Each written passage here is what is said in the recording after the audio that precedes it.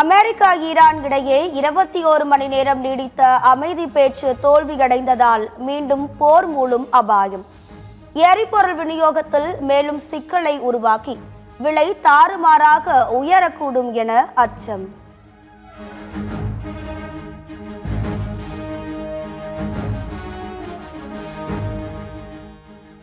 Hormuz நீரிணையை அமெரிக்க கடற்படை முற்றுகையிடப் போவதாக அதிபர் ட்ரம்ப் அறிவிப்பு. எந்த ஒரு கப்பலும் ஹோர்முஸ் நீரிணையில் நுழையவோ அல்லது வெளியேறவோ முடியாது என கொக்கரிப்பு.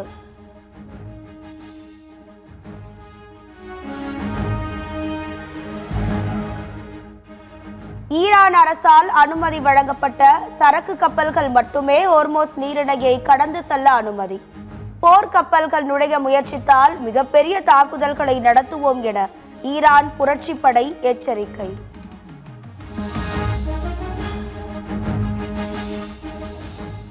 அமெரிக்கா ஈரான் இடையே அமைதி பேச்சுவார்த்தைக்கு மீண்டும் ஏற்பாடு செய்வோம். பாகிஸ்தான் வெளியுறவுத்துறை அமைச்சர் இஷாக் தார் அறிவிப்பு.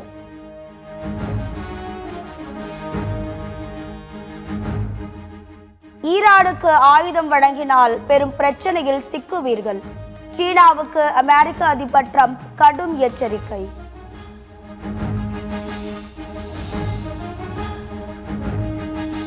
தமிழ்நாடு சட்டமன்ற தேர்தலுக்கு இன்னும் 9 நாட்களே இருப்பதால் அனல் பறக்கும் பரப்புரை. வேட்பாளர்களை ஆதரித்து அரசியல் தலைவர்கள் தீவிர வாக்கு சேகரிப்பு. வேட்பாளர்களும் வீதி வீதியாக சென்று பிரச்சாரம்.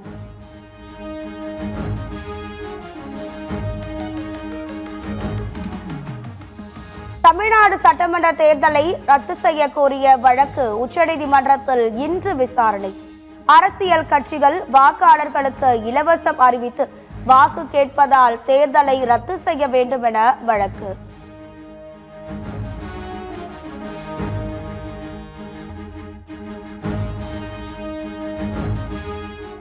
தமிழ்நாடு என்றாலே பாஜகவுக்கு வெறுப்பு என தூத்துக்குடி பரப்புரையில் திமுக தலைவர் மு.க. ஸ்டாலின் பேச்சு.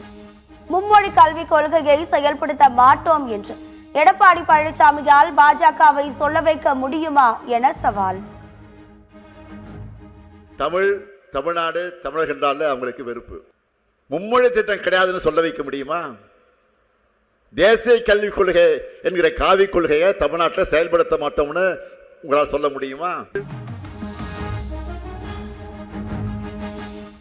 மேகதாதுவில் கர்நாடகா அணை கட்டிவிட்டால் டெல்டா பாலைவனமாகிவிடும் என அதிமுக பொதுச் செயலாளர் எடப்பாடி பழனிசாமி எச்சரிக்கை.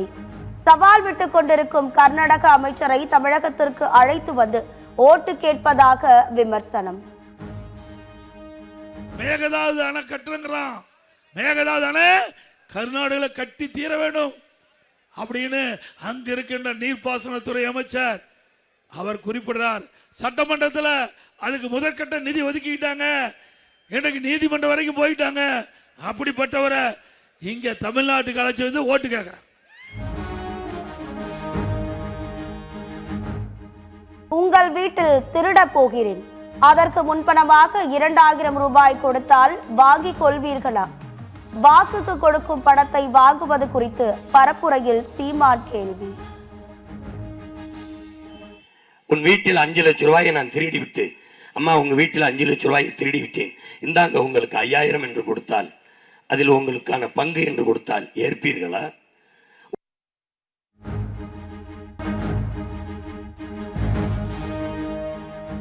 வாங்கும் லஞ்சம் அதிகாரிக்கு மட்டுமின்றி சம்பந்தப்பட்ட அமைச்சருக்கும் செல்கிறது என விஜய் குற்றச்சாட்டு. லஞ்சம் இல்லாமல் ஒவ்வொருவருக்கும் அரசின் நலத்திட்டங்கள் மக்களிடம் சேர்க்கப்படும் என வாக்குறுதி. லஞ்சம் இல்லாமல் ஒவ்வொருவருக்கும் அரசின் நலத்திட்டம் போய் சேரும்.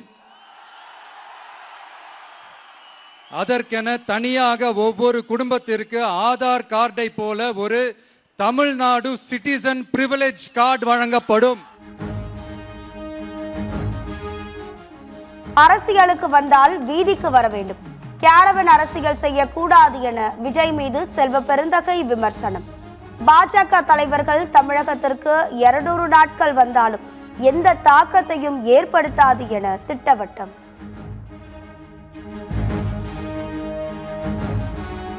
சிறுபான்மையினர் வாக்குகளை சிதறடித்தால் திமுகவின் வெற்றி பாதிக்கப்படும் என பாஜக நினைக்கிறது.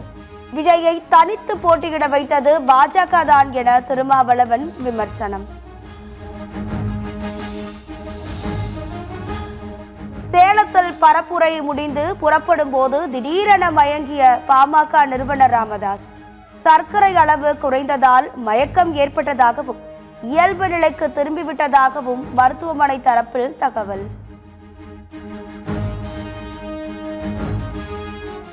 பரப்புரையில் மக்கள் அதிக அளவில் இருந்ததால் மகிழ்ச்சியினாலேயே ராமதாஸ் மயக்கமடைந்தார். ராமதாஸ் நலமுடன் இருப்பதாக மாவட்ட செயலாளர் கதிராசு ரத்தினம் விளக்கம். மருத்துவர் இந்த மயக்கத்துக்கான காரணம் என்ன சார்? கூட்டம் நிறைய இருந்தது. அந்த கூட்டத்தை பார்த்து கொஞ்சம் எமோஷன் நல்லா இருக்கு, மகிழ்ச்சியா இருந்தாரு. நல்லா இருக்காரு. திரும்ப இல்ல இதுக்கு மேல கூட்டத்துல பங்கேற்க அதெல்லாம் ஐயா முடிவு பண்ணுவாங்க.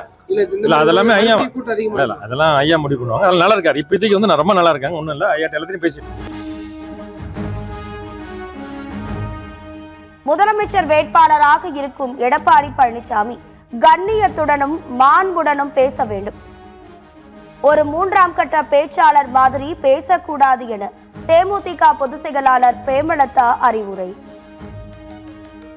அவர் ஒரு முதலமைச்சர் வேட்பாளர் வந்தால் என்ன ரெவல்யூஷனரி சேஞ்ச் தமிழ்நாட்டுக்கு கொண்டு வருவார் என்பதை அவரோட ஸ்பீச்சில் இருக்கணும். அதான் மக்கள் எதிர்பார்க்குறாங்க. அதை விட்டுட்டு மூணாம் கட்ட பேச்சாளர் மாதிரி அவர் பேசுறதா எனக்கு வருத்தம் கொடுக்குது. செய்யார் அருகே அதிமுகவின் இலவச வாக்குறுதிகளை பட்டியலிட்டு வாக்கு சேகரித்த அதிமுக வேட்பாளர். எங்களுக்கு இலவசம் வேண்டாம், டாஸ்மாக் கடைகளை மூடுங்கள் என கதறி அழுத பெண். ஆம்பளைங்களால எவ்வளவு கஷ்டம் தெரியுமா? நம்ம கட்சி தான் சார். திமுக ஆட்சி வந்து மதுபான கடையை மூட சொல்லுங்க சார். எங்களுக்கு வாழ்க்கையில எங்களுக்கு பணம் காசு கூட தேவையில்லை சார். எங்களுக்கு பிரபலமானவர் என்பதால் விஜய்க்கு கூட்டம் கூடுவது இயல்பு. ஆனால் அது திமுக கூட்டணியின் வெற்றியை பாதிக்காது. இந்திய கம்யூனிஸ்ட் மாநில செயலாளர் வீரபாண்டியன் கருத்து. கரூரில் திமுக வேட்பாளர் தியாகராஜனின் ஜவுளி நிறுவனத்தில் வருமான வரித்துறையினர் சோதனை. வருவாய் மற்றும் கணக்கு தொடர்பான ஆவணங்களை ஆய்வு செய்த அதிகாரிகள். விஜய் போட்டியிடும் திருச்சி கிழக்கு தொகுதியில் தாவேகா நிர்வாகி வீட்டில் பறக்கும் படையினர் சோதனை. மாற்று சாவி மூலம் வீட்டை திறந்து சோதனை செய்ததில் எந்த பொருட்களும் கிடைக்கவில்லை என தகவல். ஜனநாயகன் திரைப்படத்தை இணையதளத்தில் கசிய விடப்பட்ட வழக்கில் 6 பேர் நீதிமன்ற காவலில் சிறையில் அடைப்பு. குற்றத்தில் ஈடுபட்ட மற்றவர்களை தேடும் பணி தொடர்ந்து நடைபெற்று வருவதாக தமிழ்நாடு காவல்துறை அறிக்கை.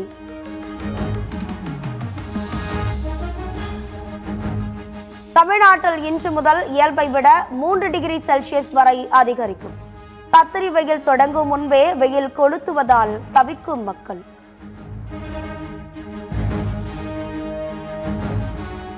ஐக்கிய அரபு அமீரக துணை பிரதமருடன் இந்திய வெளியுறவுத்துறை அமைச்சர் ஜெய்சங்கர் சந்திப்பு. பிராந்தியத்தில் நிலவி வரும் சூழல், அதன் விளைவுகள் குறித்து விவாதம். அமெரிக்கா தாக்குதலில் ஈரானில் இதுவரை 3375 பேர் உயிரிழப்பு. ஈரானின் நீதித்துறையின் கீழ் செயல்படும் சட்ட மருத்துவ அமைப்பின் தலைவர் தகவல். பாலஸ்தீனர்களை பாதுகாக்க எதையும் செய்ய தயார் என இஸ்ரேலுக்கு துருக்கி எச்சரிக்கை. இஸ்ரேலிலும் எங்களால் நுழைய முடியும் என துருக்கி அதிபர் எர்டோகன் மிரட்டல். லெபனானில் வெடிகுண்டுகளை வீசி 3 கிராமங்களை தரைமட்டமாக்கிய இஸ்ரேல் ராணுவம். தெற்கு லெபனானின் லிட்டானி 6 வரையிலான பகுதிகளை கைப்பற்றி அங்கு பாதுகாப்பு மண்டலத்தை உருவாக்க திட்டம். சொமாலியாவில் உட்கட்டமைப்பு திட்டங்களில் முதலீடு செய்வதற்கு துருக்கிக்கு உதவிய உகாண்டா.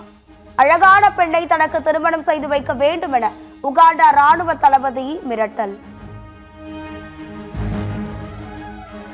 ஐபிஎல் தொடரில் 18 ரன்கள் வித்தியாசத்தில் பெங்களூரு அணி வெற்றி. மும்பை அணியை வீழ்த்தி 3வது வெற்றியை பதிவு செய்த பெங்களூரு அணி. லக்னோ அணிக்கு எதிரான IPL லீக் போட்டி. சுப்மன் கில், ஜோஷ் பட்லர் அதிரடியால் 7 விக்கெட்டுகள் வித்தியாசத்தில் குஜராத் அணி அபார வெற்றி.